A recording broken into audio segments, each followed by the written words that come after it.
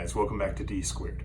My name is Damon, and you can come watch my channel for daily NFL content. Today we're going to be talking about an interesting topic, one that's very controversial in the NFL, but also undeniable in some ways, and I'll explain why it can be both of those two things throughout this video. So we're going to be talking about Tom Brady today, as the title suggests. Now, obviously, if you're a Patriots fan or a Tampa Bay Buccaneers fan, or you've just been a Brady fan, or you're a bandwagoner fan, you're a big fan of Tom Brady. And who could blame you? That man has won 7 Super Bowl rings and has become undeniably the best quarterback of all time in the NFL and most likely the best player of the NFL. But we're going to talk about today what a statistical anomaly Tom Brady is in a league where we have the Cleveland Browns who could go from really bad one year to decent the next year to really good, or we could have teams that go 0-16 and go on to win at least 8 or 9 games the next season, or teams that win the Super Bowl and don't even get to 500 the next year. That's the type of league we live in the NFL. And when you live in this type of a league and you have a man who has gotten 7 Super Bowls in this short amount of time Tom Brady has, and it is relatively short, it's pretty amazing, and it's probably never going to happen again. Not to mention the age at which he's continued to play quarterback. I forgot who the statistic was with the other day when I was watching a game live, but there is a coach who is coaching now who had just started in the league around the same time Tom Brady started in the league, which is just nuts.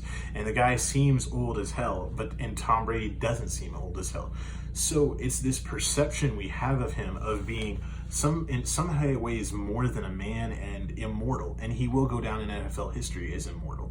The chances of another quarterback playing as long as he has, along with doing as well as he has, and even winning 4 or 5 Super Bowls ever again, is statistically very unlikely due to the amount of parity in the NFL. We don't live in a league we used to, where the worst team was very far from the best team. It was Urban Meyer who actually just came out and said it like the second or third week of the season, and that guy was a really good college head coach. He came to the league and he said, playing in the NFL is like playing Alabama every single week, and he's right. One of the biggest things looked off to show this very close thing between the highest and the lowest team in the NFL is looking at just the talent that's coming in the NFL. One thing that's big about college, especially with the rules like only having to have 1 foot in bounds before you make a catch, and there's a lot of different rules that protect the offense, and it is moving towards that way in the NFL, but it's even more exaggerated in college. You have to think, you don't have to have the best offensive line in college for your receivers to do well. You could have one good quarterback, and that team is going to drop 50, 60 points on horrible teams and 40 or 30 points on really good teams. But in the NFL, everybody on that defense is all-star level. Everybody on that defense was a first, second, even if they're a late-round pick or an undrafted player.